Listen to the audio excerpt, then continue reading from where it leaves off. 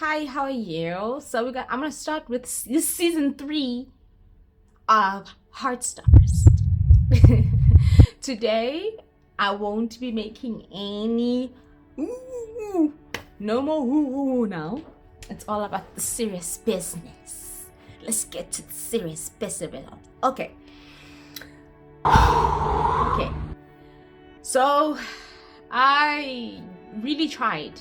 It took me a long time to do this one, okay? Out of the 3 seasons, this one is kind of like the hardest, ne? So I tried to come with care and compassion, understanding.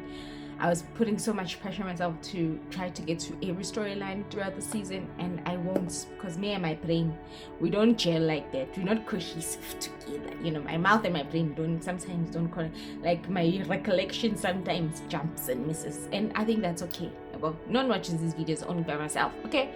But I was just putting pressure on myself, like, yo, I'm gonna get graded with doing these videos, but it's not. If I miss a storyline, I miss a storyline. If I miss something and I deem important in editing, I'll put it in. Otherwise, I do. Okay. Anyway, so after the whole, I almost said I love you in the bathroom, in the bedroom, and sending the text in the last episode, they decide to go to the beach. All the friends decide to go to the beach. He's practicing to say I love you, Charlie in bedroom. The season starts with showing us Tori in her bed and showing a postcard of Charlie sending it to her during Paris. I was like, okay, then why are we starting with Tori in the bed? That means she's gonna have a bigger storyline this season, which was true, by the way, kind of.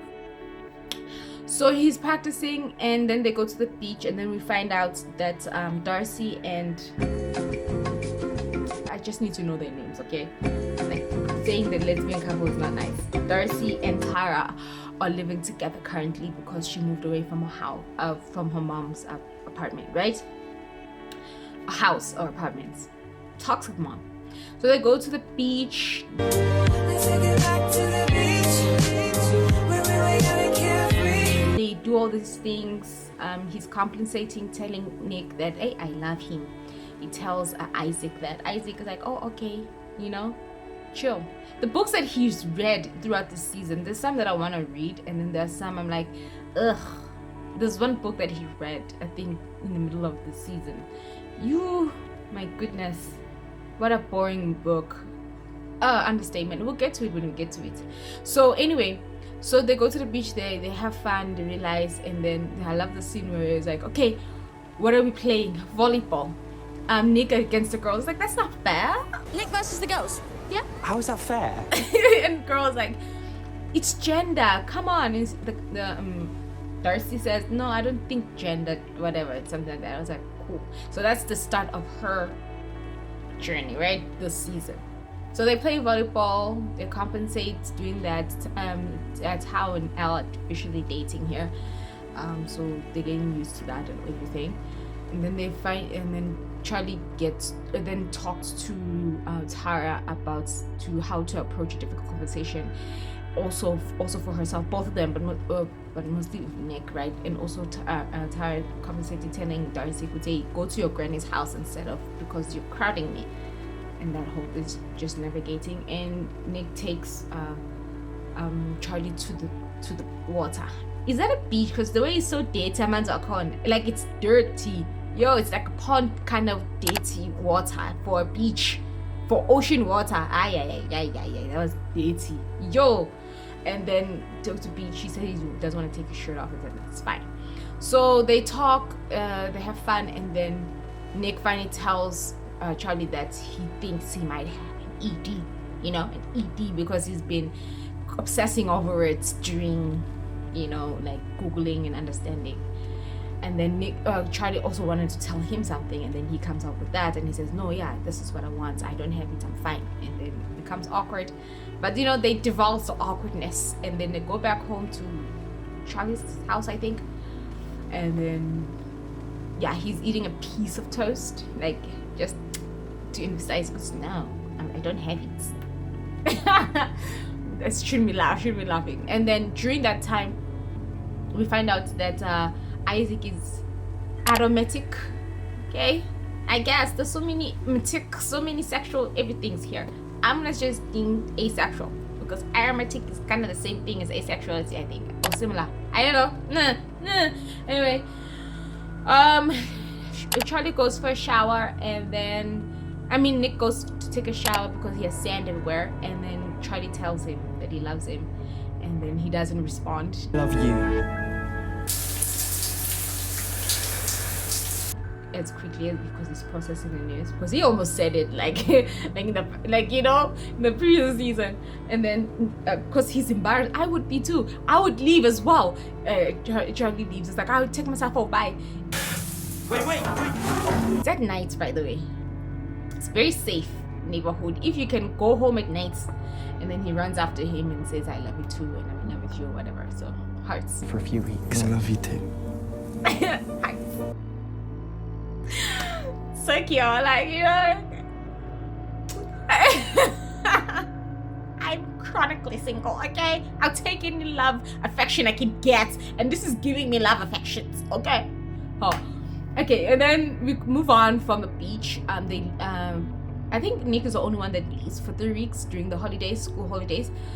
He leaves to Paris with... You'll be in Menorca and I'll be stuck here. His extended family, something like that. Mom is not there because she's not part of the season, and it shows as the season goes. You can tell which the actress has left this season, because she's nowhere to be seen. Her voice, nothing. So you can clearly, it gives you a sense of he's by himself in this house. That's how much absence the mom has, even though she didn't have a lot of big role in the first 2 seasons, but you can still feel her absence in the season.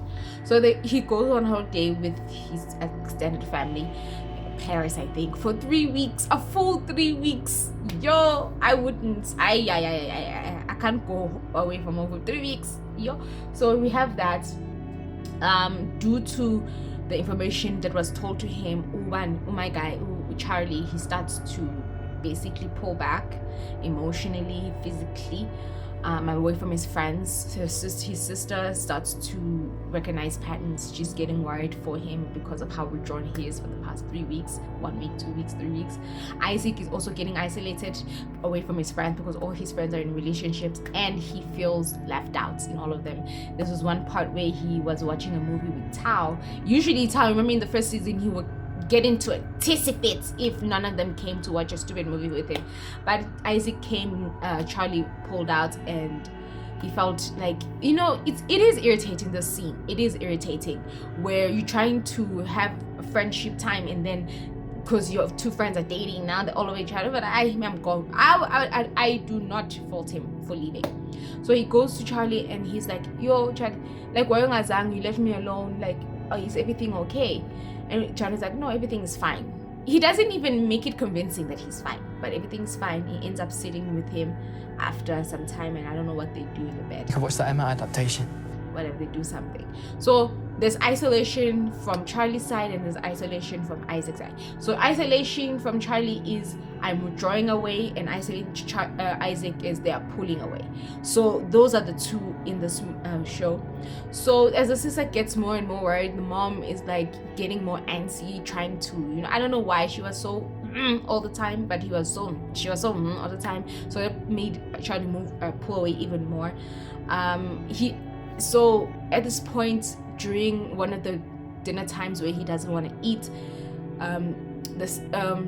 Tori comes in and is like, hey, please don't leave me. My son is yours, like, don't abandon me. Okay. He was closing the laptop, and then Tori opened the laptop. I don't know why there's no password, but at least it wasn't asleep for more than 2 minutes, so I get why he just opened to that page, and he saw what he was researching, right? He was researching that ED. He might have an ED, and then she cries, and then she sends a message, a DM goes down in the DM through Instagram to Charlie. Hey, when are you coming back? I'm worried about Charlie. Like, yeah. That immediately made Nick like, whew, and calls him. And after a few nicks and crankies, he does say, I might have it. I think I do have an eating disorder. And crying mama come to him, say, come, okay, I'll give you something. She recognizes that he's not eating, but she's not putting 2 and 2 together, which I understand. It's understandable, right? Yeah, I think that's what happens mostly in that one, because then we have Tao and Yeah, L. Just figuring it out. Okay. So after the holidays, the school holidays, Nick passed. He passed his exams, all of them. Tara got all 9s. I don't know what percentage is that because they didn't give us a percentage, but we all got a 9. Nick got a 9, a 7, an 8. You know, so he passed chemistry. He passed chemistry, which is good. Nick also during that trip, the 3-week trip, got advice from his aunt. I think that's his aunt, aunt. I think it's aunt, about how to approach this with Charlie, like his ED, how to make him comfortable and safe to finally tell his parents, because he doesn't want to tell his parents because he feels like his parents will not understand and whatever, you know. That sometimes people need more support than one person can give. That's love, darling. We are children. Sometimes as teenagers and young children, we have a tendency to think that our parents will not understand who we are because we view our parents as just parents and not people who can help us. So yeah, it's very hard. Nami, if I was in his shoes, I think I would also feel afraid because I would feel judged, and sometimes you just read it's safer to be in that position of sorrow and loneliness rather than to get help because you feel like people will judge you for being in that place. So I understand him. I don't judge him for feeling that way, especially with his mom, because his mom is very she's very forceful when it comes to him. Hey, why are you talking to Charlie? Hey, come eat. You know what I mean? She's not understanding. She's not soft-spoken in that way, because Charlie even almost told Tori about this until Nick called. I was like irritated. I was like, why did you call in such a time? So after that scare, with the advice that he got from his aunt towards the end of the trip, the bullet points, he tries to do that. He has a birthday coming up, and Charlie decided to, like, I'm gonna do you a birthday treat because I wanna, you know, he's still trying to avoid the situation with Nick as well, not just, even though he told Nick, but with Nick as well. Tori's getting more and more angsty, so they plan that he goes to Charlie's house, and Tori asks him and says, thank you for helping. Okay, I'm trying to get him to talk to your parents. And he's like, okay, whatever. They go to the zoo. That's his surprise. They zoo it out. I haven't been to the zoo in so long, and the last time I went to the zoo, there was no animals. Thank you, Joburg Zoo. Do better, get some animals. You don't call yourself a zoo if you don't see no animals.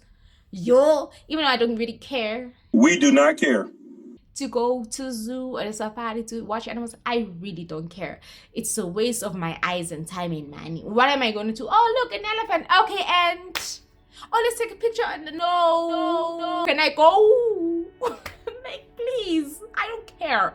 Just go watch animals being caged. It's really uncomfortable. Okay, thank you. Safari match, fine. At least maybe the open field they can roam around. But a zoo. Oh yeah. Anyway, so they go to the party. Isaac is becoming more irritated with Tao, mostly because, like, Tao, hello. He gets upset during the moments of them having a picnic and eating chips and fish and chips. I was like, fish and chips. If I ever one day go to the UK, I want to be trying the fish and chips more than anything, just the fish and chips, you know, and then the Nando's, you know, Nando's. I wonder why they never mentioned Nando's in the show. Like, it's a very strong franchise in the UK. Nando's, like, yo, like, I'm surprised they never said let's go on a date at Nando's. Like, oh, did they mention Nando's before? I don't think they mentioned Nando's here. But anyway, and Nick sees that Charlie's not eating again. Like, he's watching him, but then he tries some comfort. Isaac and Tao have a test during that time, and then they go their separate ways. Elle and Tao talk, and he's like, yeah, you remember when Charlie also did the same thing when he started liking Nick and started dating Nick? You were up in arms about him abandoning you. Now you're doing the same thing. You should understand where he's coming from. I was like, clock it, girl. So anyway, as the trip goes and narrows in, Nick and Tao can see how tired Charlie is. You just sit down. I feel really tired. I am tired, I'm sleepy. He's like losing energy. And I was like, dude, because you're eating. But anyway, that's the reason why. he notices that Tao, that's after the conversation he had with Isaac, not before, mind you. So with that conversation, Isaac finally tells them, Guti, I understand and I love that you are in a relationship, but you all make it seem like being in a relationship is the most perfect, magical thing anyone could ever hope for. Yes, it's just really hard when I know that's not what I actually want. I am an asexual person. I am mourning my sexuality. I was like, Yazin, I know me in the second season, I like dismissed his thingy, his asexuality or aromatic sexuality. I was like, okay. How to feel okay with it, with being asexual and aromantic. It changes everything I thought I knew about myself. I understand, Vela. Sometimes you have to mourn something that you never desired. You know what I mean? Because what you are shown with your friends, not only your friends, but media and books, the books that you read, and everyone, not everyone, but some of the people that you come across on, they desire to be in a relationship, they desire to have sex, they desire to have children and whatever, right? When you don't have that destination, you know, so you have to mourn that destination as well. You have to come to terms with that. I was like, absolutely, I understand that. Like, you, even if you're an asexual, now you have to come to terms with never having that desire to have that, even if it's in your face, like everything. You know what I mean? And Nick came with the joke. Was like, I understand. Then Nick came with the joke. When I first realised I liked Charlie, I cried at an Am I Gay quiz. Facts. So yeah, and then Tao confronts Nick about Charlie. But yeah, he's sick. What's going on? What's going on? And he's like, I'm gonna tell him, because you know how Tao is. It's like, no, don't do that. It's like, because he cannot tell me about it. Do you think he's gonna tell you? He can't even tell me. Okay, and then they go home, and finally, I love this part where he gives 5 of them. I think there were 5 of ama Jesuaki. What do they call them? Jumpers? It's jumping. Yeah, I don't know why they call them jumpers. Do you call them you call them jerseys? Yeah, we don't call them sweaters. We don't call them jumpers either. I don't know what we call them. All I know, Gucci, when I want that, they know what I want. A5 was like, because they don't smell like you anymore. It's like, They don't right? smell like me. Sometimes you do take your significant other's clothes or anything because it smells like them, because the scent, you adore that scent. And he's like, no, I'm giving them back because they don't smell like you anymore. Because there's the one where he took from Paris, like he actually took them. And then they don't smell like me. And then Nick has the courage to finally talk to him and be like, tell your parents, get help, go to a therapist, I'm with you, but it's going to get worse and you becoming irritating and like, not irritating, but you know, all those things. Because he tried at school, like he tried like 2 to 3 times leading up to this final moment here in bed with each other. And then he writes it down and he tells the parents. And then we go to the beginning of the treatment. So with treatment here, Tara tells Nick to journal they journey to where Nick comes back from treatment. Okay, sure, good advice. Not everyone does journaling, but okay, he tells us. So he tells us, Guti, how from telling his parents to getting treatment, going to a facility, finding a place that will accept him, and how long it took. I think he waited about a month or some change before he got a facility to get accepted and to treat this, right? To get treated, and also life skills to keep it at bay. So he does all that. We start with them getting the facility and then him going. During the time he was away, he left for 2 months. So it started in September, it ended on December 17. So during that time, Nick is by himself at school, but before he leaves, he was becoming disoriented. He didn't want to come to school. He would skip school. He will get this anxious feeling and not eat, becomes worried mentally. He goes to treatment. During that time, Nick is really withdrawn. He doesn't do much. He's quieter, but at least there's Tara to keep him company. Tara talks to him, and like a little bit there. They go to a party, and then we find out that Imogen kissed that girl, that new girl. She's not in the cast thing. Okay, I forgot her name. I didn't even know her name. I don't know her name. So I just her name. Kisses her during the party. He becomes disoriented. He's not having a good time with Nick during that party, and then he goes away. He sits down in a quiet room, and Tao comes in and just cries with them. Cries on his shoulder. It's like, oh, you know, the full circle moment, you know. Don't judge someone. Look how comforting it is. During this time, Tao creates the friends create like get necessarily get well soon, but like we talk and miss you, and he does a video to show Nick what has been going on for the past 2 months while he's away and all those things. So yeah, he just does a video for him in the party before and stuff like that. And then he doesn't talk to him, I don't know for how long, and then he finally talks to him on the phone, and then he talks to him on the phone, and after that they he goes with his parents for 2 weeks, every 2 weeks, to go visit him for the remainder of his stay, and then he comes back. Okay, and he's excited and feels like it gets worse before it gets better, which is true. It gets worse before it gets better, people. Okay, and then we got the gist of Nick's side. So it's hard to deal with something like this, right? And then we get to Charlie's side, and how his parents he was lucky that his parents was able to afford a facility like this and to get one. He had a therapist, he had some friends, that he's not alone, and he had this woman. I don't know what this woman is to him, but I think he's a caretaker or something like that. He was at first his phone was taken away throughout his stay. At first he felt embarrassed to tell Nick, to talk to him on the phone, but eventually after Tori came in and said, hey, the way he loves you, and like, I'm so happy, like I like him a lot. Out of all your friends, he's my favorite. I was like, that propels him to finally talk to his boyfriend and stuff. He calls Nick and he tells Nick that he has OCD and an ED. He was surprised about the OCD, but they're managing that, and then asked Nick for Tao's number. Why? I don't know. And he tells Tao not all what's happening, but the gist of it, and Tao says, hey, I should have known, but hey, lovey-dovey, you know.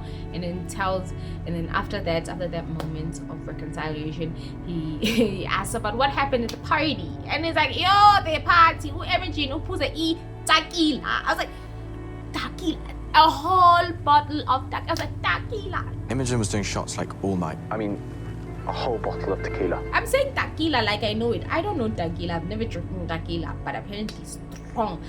The way, because she ends up kissing that poor girl, and she's like, I like to experiment. It's like, girl, you don't experiment on other people. So yeah, he tells that, and then his point of view of Nick coming every 2 weeks, and yeah, he's up and down, but yeah, he's getting there. Sleeping with the teddy bear that Nick got him in his own birthday party. It's so cute. Like, oh my gosh, you know what I'm saying? Oh my god. Tao and Elle are going through the transition of being more intimate with each other and being more and more, and her going to that art school, and so he's handling it very well. So he comes back, Charlie, from his treatments. We're still navigating him post-treatment now, trying to align with that. So that's happening, and then we have Tao and Al navigating like their physical attraction to each other. So they tried to have an intimate moment, and then it stopped rapidly because she felt uncomfortable, all that. Nick and Charlie are navigating the eating part, where after 2 weeks, I think he said he relapsed. So it was a process for him to get to eating and stuff. He got mad at Nick at one point where he was like, you're not even trying, and he could come back to each other. So yeah, and during this time, Tori is just nervous and stuff during that montage of him going to treatment and and stuff. So they go, then there's Christmas that rolls around. Christmas, both people have their significant families. Charlie has his parents.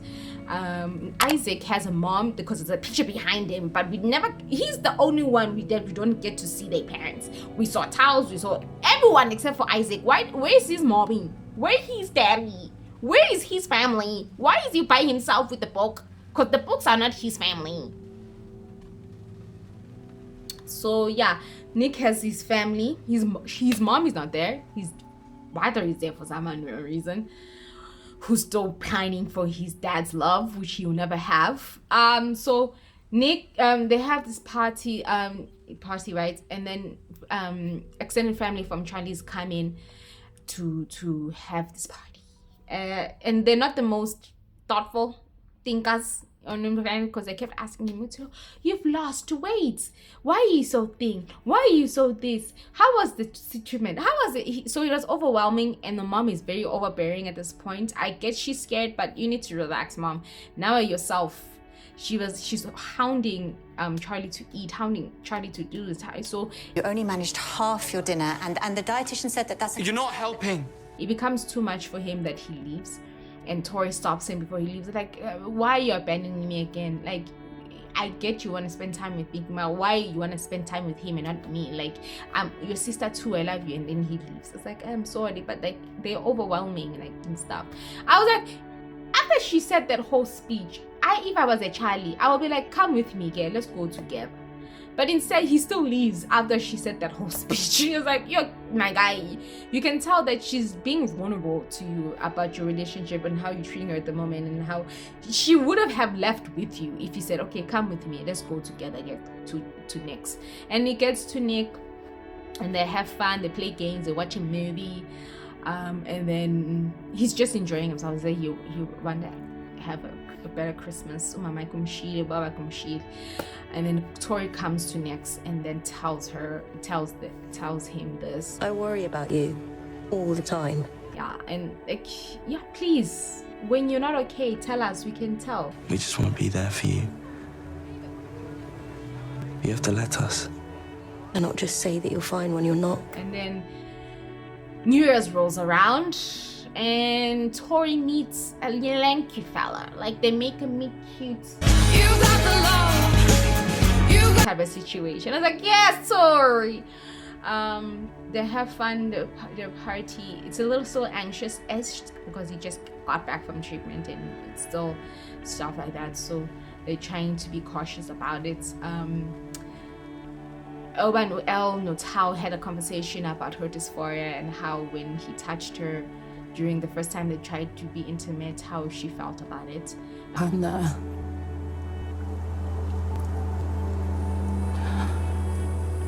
All my dysphoria just hit me. Made me feel like my body wasn't my body. Like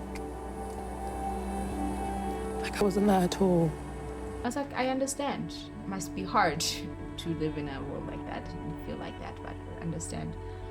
But eventually, during the part of the New Year's party, she did have a conversation with one of her trans friends and told them, go say, if you're not ready, you're not ready. And they finally do it on New Year's Day. It was like, ah! So chronically single. Darcy is still figuring out her sexuality and the word gender. She moved in with her grandmother at this point. She lives with her grandmother now at this point. So yeah, she's still figuring out her sexuality. When Imogen is having this weird tension with that girl that she kissed and stuff, but So anyway, that was New Year's. They have a New Year kiss. Granted, whatever. We are single. Alright, and then after Christmas, Tao is just boasting how much they had. They have sex. So they have that. Now it's time for Nick and Charlie to start feeling that physical attraction towards each other. It starts small, of course. Charlie's going to therapy once a week, outpatient once a week. So he tells his therapist about his transition outside treatment and how he's doing. how to give himself credit when he does good, but he does reveal that after 2 weeks he did relapse. He's like, I know, it's it part happens. of treatment, It's part normal. of that We stuff. talked about it. But you continue Then to now he's criticise getting yourself better. about He's it. starting to focus on his relationship with Charlie, and then one of the teachers that are dating now apparently tells him Guti you should run to be a head boy, a prefect in the school during his final year, I think. So that's something, and he's like, oh, okay. So they're getting to that physical part and telling his friends, Guti, hey, we're kissing, and then there's this tension they're getting. So yeah, and then Elle is thriving at her art school there, and then they talk about what they're going to do after high school. And Nick said, I don't know at the moment what I'm gonna do in high school. So they're also battling with that, and then we find out that what's her name? Tara is a ballet dancer. I was like, oh, okay. And then Darcy comes out as non-binary, and she's using they/them pronouns. So they're using they/them pronouns now. Okay, cool. Cuts their hair. Hey, sorry. Cuts their hair and stuff. So I get her. They're using they/them pronouns and they cut their hair.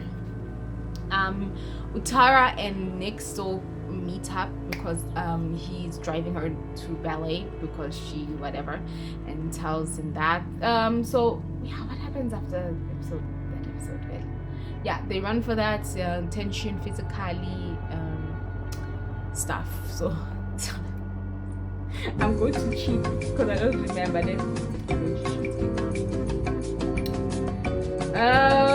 My bad. So during the whole sex situation, him trying to have sex, we find out that he has a little bit of body dysmorphia. Charlie, I don't know if it's body dysmorphia or he's just uncomfortable with his body. We do find out that he did cut himself in the upper arm. Usually it's here, but so he has problem with that because they're getting physically attracted to each other now, and it is like weighing on him physically, so he feels like he won't love himself and stuff like that. So we're going through all that. Sahara, that's her name, that poor girl, Sahara, decide to be friends. Okay, they decide to be friends. They finally have that conversation and decide to be friends. Yeah, during that time also Charlie has a sleepover, campy sleepover in the house, and yeah, they have fun basically, and the sex thing still comes up. Do things. What kind of things? We can have sex. When he was drunk. So yeah, they finally have that conversation at the sleepover, and then Tori's still dating that guy. Not dating, she said they're not dating. Oh, the lighting is so bad. There's no more lights here. I am doing it here. The other places there's no lights. Anyway, so yeah, so he has that. Where's my phone? Munch. I don't even know where my other phone is. So they have that, they conversate, they almost have the intercourse, him and Charlie, but his body gets in the way and they get busted. Door open, please, Charlie. Yeah.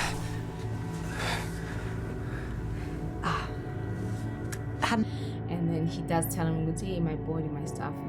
And he goes like, no, it's fine, I understand, it's okay. So yeah, and during that time, after the sleepover, Al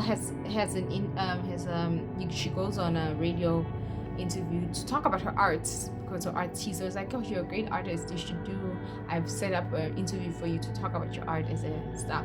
So she was not necessarily ambushed, but she was ambushed by the radio host asking about her transgenderness and like the bathroom situation and stuff. So it's an underlining of, oh, the Harry Potter author, you know, that Harry Potter author. So yeah, and then she gets spooked by that, and then they leave.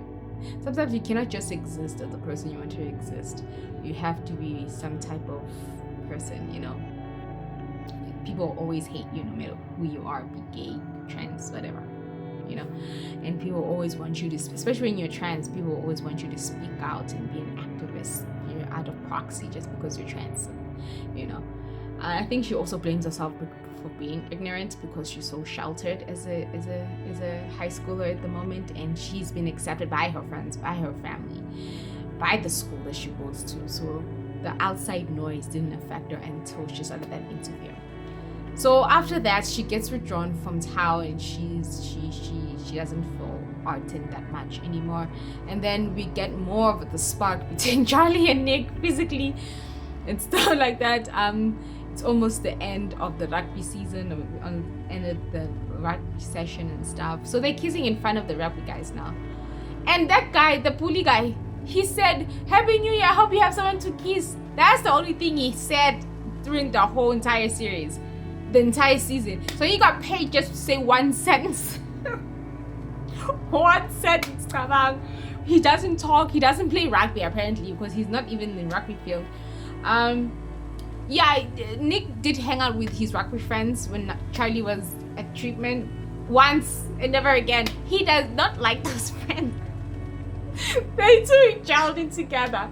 So they're talking about school and what they're going to do for school, and Nick still doesn't know what they're going to do, but he's looking at universities and he's hesitant to pick a university far from home due to Charlie mostly, but he does say and his friends.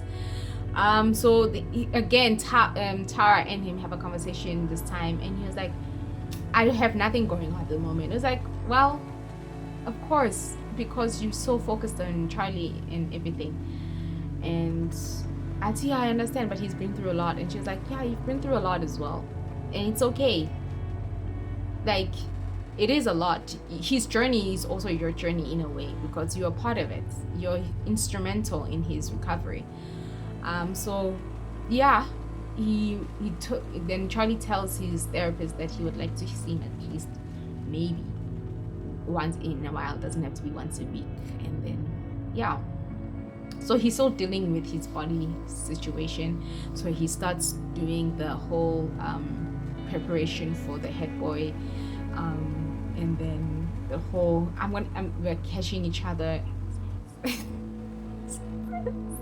sex. And then I think she finally comes out as non-binary to her girlfriend Darcy, to Tara, and Tara has a panic attack in one of the stuff. That panic attack that she had during New Year's Eve, it's never mentioned why she had it. Apparently she doesn't know what to do pro school. Yeah, they did organize to go to university, to go visit some universities and stuff like that. So yeah, and Aisha L is going through all that stuff post the interview and stuff, and then Tao sees that and does a video for her and says, "This is how I see." And he's like, "Yeah, I may not understand that you're trans, but still talk to me, you know. I may never understand your journey or whatever." And then she appreciates that. It feels like the whole world is against me. You can always talk to me about it. Yeah? I'm just scared you won't get it. But I'll try. So yeah, she goes back and they finally have Charlie and them. I think that's the main plot of episode 9. I think so. If I don't, I'll put it in. And then we go, and then Charlie is preparing, like I said, to do the head boy situation. Nick, Tyra, Al, and Imogen go to a trip to visit the university. It was Oxford, Kent. I forgot the other one. I think it's 3 to 4. At first, he's subdued to the fact that he doesn't like Oxford and he doesn't know what to do. But during that time, before Charlie came, after having a fight with his parents because she's so overbearing, Mamaki, right? He was looking at the universities, and Kent was the main one because it has a rugby facility, you know. So yeah, Charlie did have a fight with his mom, but then she resolved by saying, "I don't want to be like my parents, like be overbearing and not listening to you." And then because he did ask his parents to go to sleep over at Nick's, and Mama Kebanga phone, and he left anyway. That's why they ended up having sex for the first time and came back. So yeah, so Charlie is part of a band from Tara, that girl, told you should be a band, so he's also part of the band now. He's becoming more and more exposed to the world. So whilst Nick and everybody go to the university, they do sit down and they have a conversation with what they want to do post school, and Nick still doesn't know. Tyra also doesn't know if she feels like she should take a gap year. So we're all in the same boat where sometimes in high school we don't know what to do, and I really appreciate that conversation. And then they go to University of Kent, and he Welcome to Leeds University. falls in love with the campus, very for real now. The rugby facility, then he's asked what he wants to do, and he says he wants to do psychology and sports management, and everyone was like, okay, he finally knows what he wants, you know. Elle wants to be an art person.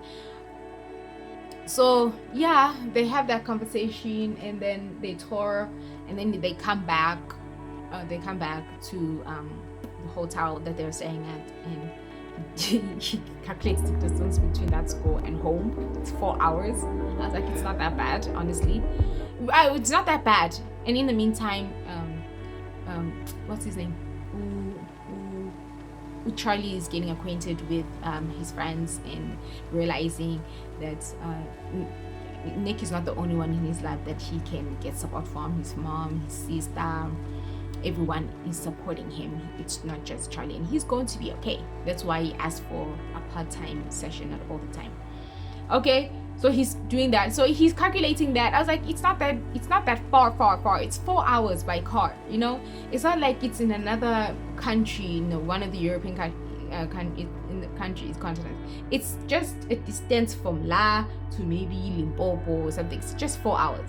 It's just 4 hours. It's not that long, okay? If you have petrol and you have the time, you can make it. You have e-taxi, you have Uber, you can drive if you want to.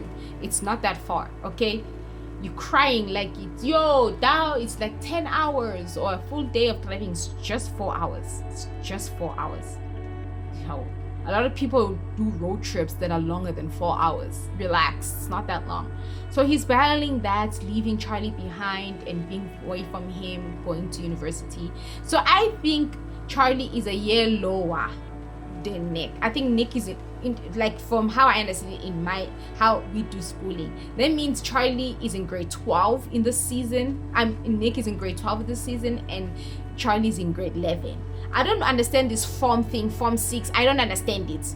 The Nick is looking for universities and Tara and then Nick Charlie is still preparation. They are preparing them to also do the grade 11, those exams that Nick and them wrote in second season. Now they're also preparing to write those. So I think Charlie is a grade lower than Nick. That's my thing. That's how I'm understanding the schooling system, okay? So he's upset. He doesn't know what to do. He doesn't really want to leave him. And then they have a conversation coming back to the tour, and he was like, I don't know what to do. And the friends was like, well, you have to do something, right? And he's like, but I don't want to leave Charlie. It's like, hey, to stop being a people pleaser. You need to do what's right for you. And she was like, it's not him. I just don't want to leave him and my mother, and also I don't know who I am without him. It's like, hey, it's time to find. Tara's like, it's time to find out. Okay, go to university and find out who you are outside of him. And then they almost miss the concert. They go to the concert, and they have that conversation. Coming back, they have that conversation. After that they have fun. Yeah, the whole sister and her boyfriend, her and Charlie do have a conversation about him getting better and that he will never be the same again, but it's a long life situation, and it's okay to spread your love, not just for me but also for this guy, which is your boyfriend. If you like him and you love him, give him that love. It's okay. I'm okay. I'll always be here, but it's okay. You can spread your love. You don't have to put it all on me. I wish I loved it that same. And then they finally date. So whilst they post concert or post performance, Elle tells Tal, Gute, I wanna study art in a different continent or a different country in the European countries. And Tal was a little bit upset, but I was like, oh my goodness, then I have to get a job. I have to get a job because my mom, I have to get a job so I can come visit you. And honestly really appreciate that. And while Nick overhears that and he smiles, kind of, but also upset, would say, yeah, it does sound redundant that when you are afraid of a 4-hour drive compared to her who wants to go abroad. Thank you very much. Imogen had a conversation with Nick, which she doesn't know what her sexuality is. Imogen, anyway, and then they go back to, I think, Charlie's this time, and he finally has sex without his shirt on. And he had a conversation through the whole day. He had a shorter sleeve with Charlie, which was really good, and then takes off the shirt and he apparently, I hope he used that lube that he brought during the university trip. Okay, look, use that, and God.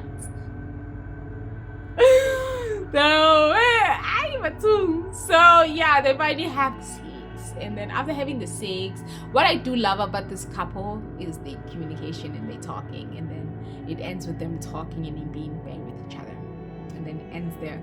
So yeah, that's the gist of season 3. Okay, so but I really do love the relationship when it comes to the communication parts, because during that time Nick finally talks to oh my goodness, I missed this conversation, and this conversation happened during what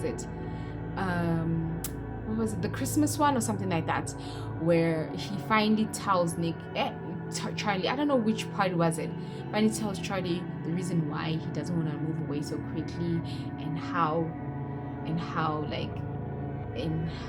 he found himself when he met him, and how he was like subdued and like suppressed his self.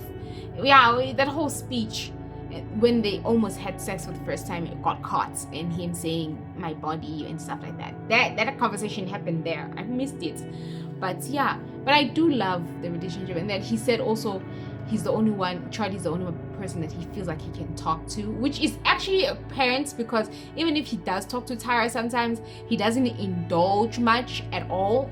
He just little tidbits there and there, but he doesn't really indulge like Charlie, but yeah, they finally do that. So they were talking, the moments during that montage towards the end, them talking, then sleeping, and him sleeping on the neck, like that's very uncomfortable. I don't care what you say, that position of sleeping, spooning someone and your breath is on my neck, no,